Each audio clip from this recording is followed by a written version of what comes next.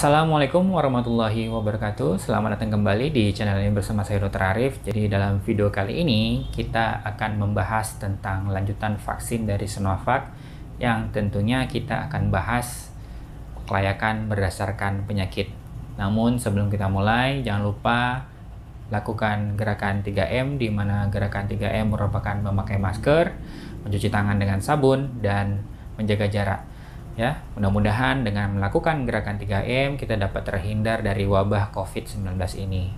Melanjutkan video yang sebelumnya, ada beberapa penyakit yang layak, belum layak, dan tidak layak sama sekali untuk diberikan vaksin COVID-19.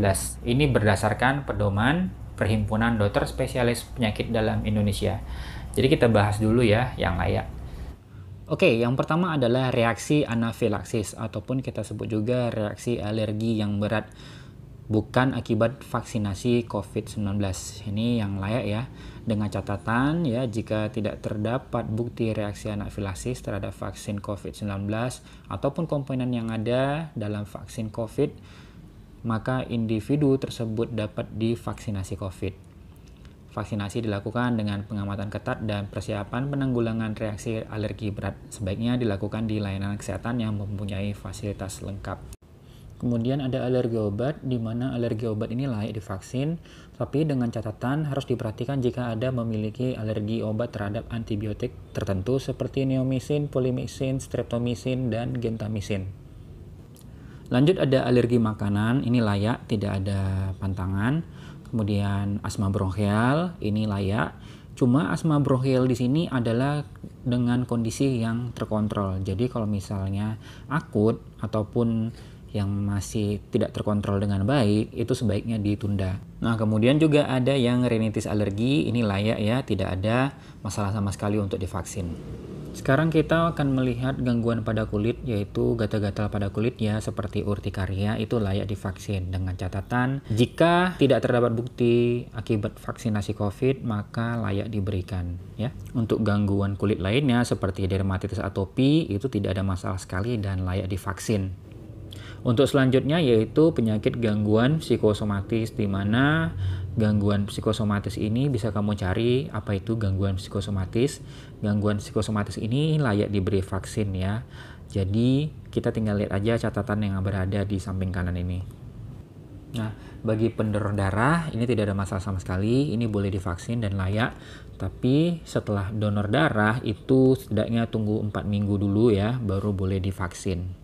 Kemudian ada pada penderita diabetes mellitus ataupun diabetes, itu layak divaksin, tapi dengan catatan itu terkontrol dan HbA1c-nya itu sekitar 7,5%. Untuk obesitas layak divaksin dengan catatan tanpa komorbid yang berat. Nodul tiroid atau gangguan tiroid ini itu layak divaksin dengan catatan jika tidak terdapat keganasan pada tiroid. Kemudian ada penyakit hati atau liver, itu layak divaksin ya.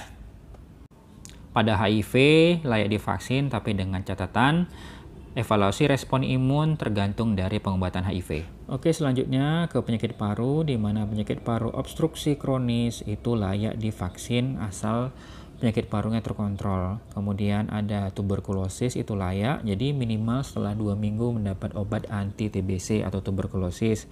Kemudian kanker paru itu layak divaksin. Oke, kita akan masuk ke penyakit yang belum layak divaksin. Penyakit yang belum layak divaksin adalah autoimun. Penyakit ginjal kronis termasuk sindroma nefrotik, gagal jantung, dan penyakit jantung koroner ya. Penyakit saluran pencernaan salah satunya ya, yang kronis. Penyakit kanker darah ataupun juga kita sebut leukemia. Dan hipertensi ini belum bisa diberikan karena saat ini sedang menunggu uji klinis. Dan yang terakhir adalah dengan kondisi tidak layak, di mana pasien dengan infeksi akut, dengan catatan pasien dengan kondisi penyakit infeksi akut yang ditandai dengan demam menjadi kontraindikasi vaksinasi. Oke, itu dia video kita tentang kelayakan vaksin. Bagi yang menderita penyakit tersebut di atas, sebaiknya konsultasikan juga ke dokter jika ada kendala. Oke, sekian dulu video kita kali ini. Jika ada kesalahan dalam penyampaian, mohon sekiranya dapat dikoreksi dan saya mohon maaf. Terima kasih telah menonton. Jangan lupa like, share, dan subscribe channel ini. Bagi yang sudah subscribe, saya ucapkan terima kasih. Dan nantikan video selanjutnya di channel ini, atau kamu bisa lihat video-video lainnya di playlist channel ini, mana tahu ada yang bermanfaat buat kamu. Saya Dr. Arif, wassalamualaikum warahmatullahi wabarakatuh.